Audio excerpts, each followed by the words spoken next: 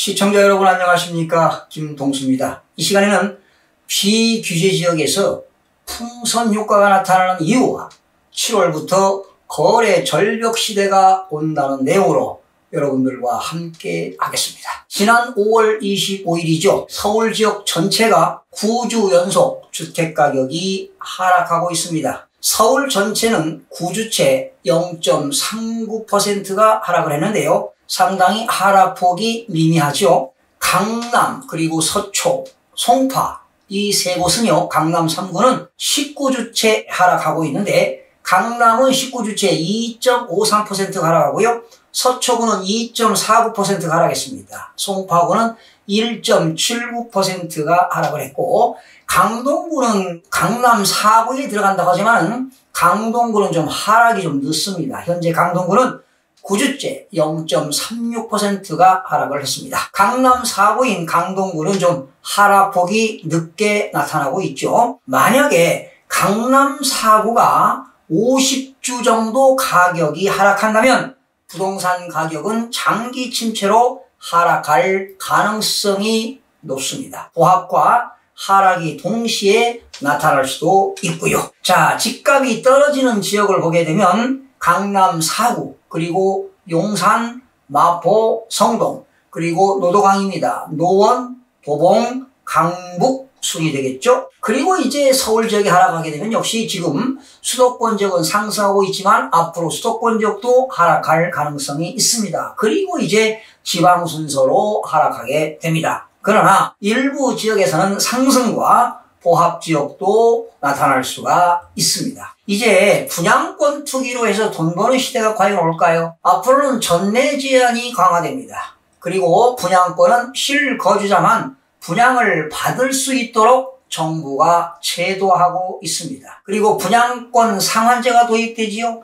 그리고 앞으로 제3기 신도시 공급 물량이 확대되게 되면 지역마다 차이가 있겠지만 청약 경쟁률도 하락할 수 있다고 보여집니다. 그리고 지금 갭 투기 하시는 분들 계시지요. 앞으로 이 갭 투기로 인해서 깡통 전세가 급증할 수 있습니다. 당연히 가격이 떨어지고 전세 가격이 떨어지면 깡통 주택가 급증할 수 있습니다. 그렇다면 갭 투자들은 혼쭐이 날 그러한 또 시기가 올 수도 있습니다. 그리고 앞으로 도시 및 주거환경정비법에 의해서 재개발, 재건축 투기도 변동성 확대로 위험 요소가 가중될 수도 있습니다. 요즘 말이죠. 수도권 지역 중에서 교통 호재가 있거나 정비사업 기대감이 있는 지역은 지금도 꾸준하게 상승하고 있습니다. 특히 저평가된 인천 지역은요. 지난해 8월부터 현재까지 무려 6.36%가 상승을 했습니다. 그리고 서울과 접근성이 좋은 부평 지역은 지난해 8월부터 7.59%가 상승을 했습니다. 수원은 지난해 7월부터 올 5월까지 무려 16.39%가 올랐습니다. 엄청나게 올랐죠?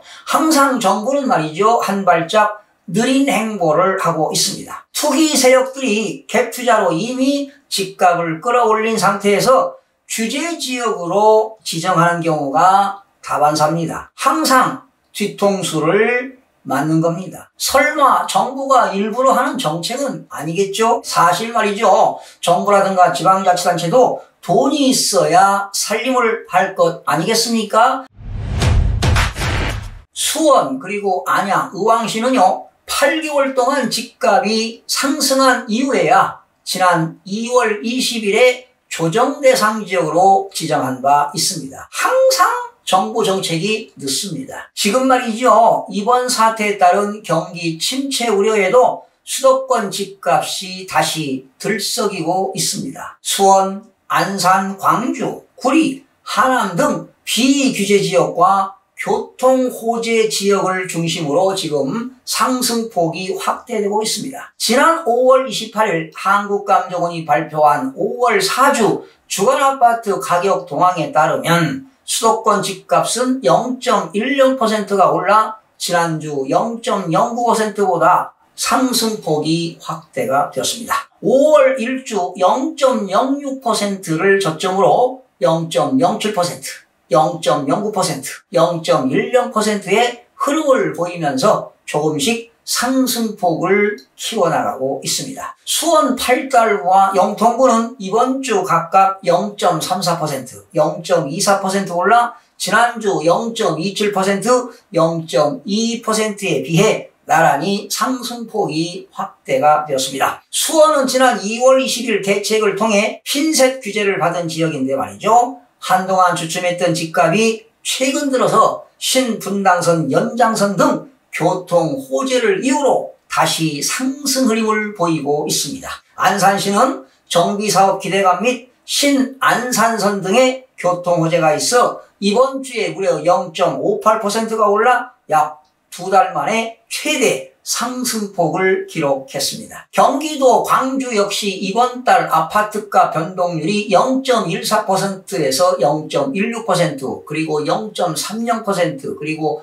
0.42% 등의 흐름을 보이며 광주 지역은 매주 상승폭이 확대되고 있습니다. 경강선 전철 등으로 교통 여건이 좋아질 것이라는 기대감이 작용하고 있습니다. 지난주 상승세로 돌아선 하남도 상승폭이 확대되었죠. 0.19% 그리고 0.26% 했고요. 구리시는 0.34%, 남양주시 0.28% 등도 평균을 웃도는 상승세를 나타내고 있습니다. 다만 경기 침체 우려 등으로 거래량이 크게 늘지 않는 상황이 이어지고 있습니다. 하지만 기준금리 인하 조치로 인해 늘어난 유동성이 대출 규제가 느슨한 비규제 지역이나 수도권 교통호재 지역으로 유입될 수 있다는 불안 요인도 존재하고 있습니다. 저금리로 이자 부담이 줄어든 자금이 부동산 자산으로 유입될 가능성이 있습니다. 또한 일부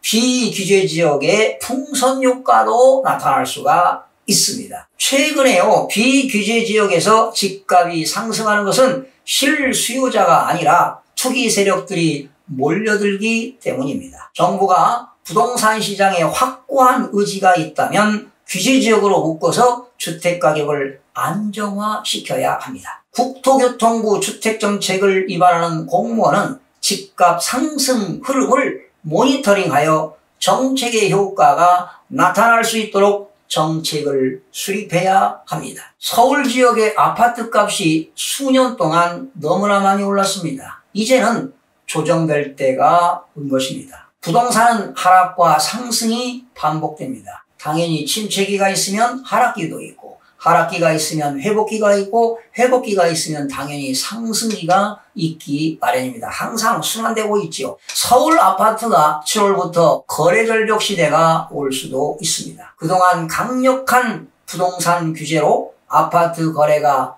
얼어붙었지만 고가주택이 밀집한 서울 강남구의 아파트 거래는 지난 4월에 늘어난 것으로 나타났습니다. 3월에 비해 4월 아파트 거래가 증가한 곳은 서울 25개구 가운데 강남구가 유일합니다. 지난 26일 기준 4월 강남구 아파트 거래 건수는 총 144건으로 전월 135건 대비 소폭 증가했습니다. 비록 증가 건수는 미미하지만 서울 25개구 가운데 거래량이 늘어난 것은 강남구가 유일합니다. 강남구만 아파트 거래가 늘어난 이유는 절세를 위한 급매물이 여전히 나오고 있기 때문입니다. 강남의 재건축 시장은 경기에 민감한 데다가 절세를 위해 아파트를 매각하는 사례도 늘어나면서 최근 들어 수억 원 낮은 가격에 급매물이 등장한 것입니다. 경제력이 있는 사람들 중 저가 매수의 기회라고 생각한 수요자들이 급매물을 사들이면서 거래가 소폭 늘어난 것으로 보입니다. 실제로 강남 상구에서는 최근 급매물 거래가 속속 이루어졌는데요. 서울 서초구 반포 아이파크 전용 면적 112.95제곱미터는 2월 중순에 25억 500만 원에 거래가 됐습니다. 그런데 지난해 11월에 30억 4천만 원에 팔리면서 신고가를 경신했지만 4개월 만에 5억 3,500만 원 이상 가격이 떨어졌습니다. 재산세와 종합부동산세의 과세기준일은 6월 1일이죠. 또한 양도소득세 중과 유예기간은 6월 말인 만큼 6월까지는 이러한 절세 매물 거래가 계속 이어질 것으로 전망이 됩니다. 하지만 절세 이슈가 사라지는 7월부터는 거래 절벽 현상 가능성이 높은 상황입니다. 급매물이 줄어들면서 수요자들이 관망세로 돌아설 가능성이 많기 때문이죠. 여러 가지 이유로 하반기 주택시장은 약보합세가 이어질 것으로 봅니다. 반면 시중에 투자처를 찾지 못한 부동자금이 처음으로 1,100조를 넘어섰습니다. 역대 최대 규모입니다. 사실 기준금리 인하로 증가 속도가 빨라지고 있습니다. 부동자금들이 부동산으로 흘러갈 가능성이 큽니다. 넘치는 돈이 결국 부동산 시장으로 흘러간다면 투자가 늘어나 가격은 뛸 수밖에 없습니다. 하지만 중장기적으로는 부동산에 자금이 몰리고 내년 혹은 내후년 집값이 오를 가능성은 여전히 남아 있습니다. 다만 강남처럼 이미 가격이 높게 형성된 지역이나 규제를 받는 수도권에서는 큰 움직임이 없을 수도 있습니다. 이번 사태와 정부의 강력한 규제로 당분간은 부동산 시장이 침체기를 거쳐서 하락 국면으로 이어질 수 있습니다. 지금은 절대로 투자할 때가 아님을 전하면서 방송을 마치겠습니다. 시청해주신 여러분 대단히 고맙습니다. 최선을 다하겠습니다. 내일 아침에 뵙겠습니다. 마음이 드셨다면 구독, 좋아요 꼭 부탁드리겠습니다. 고맙습니다.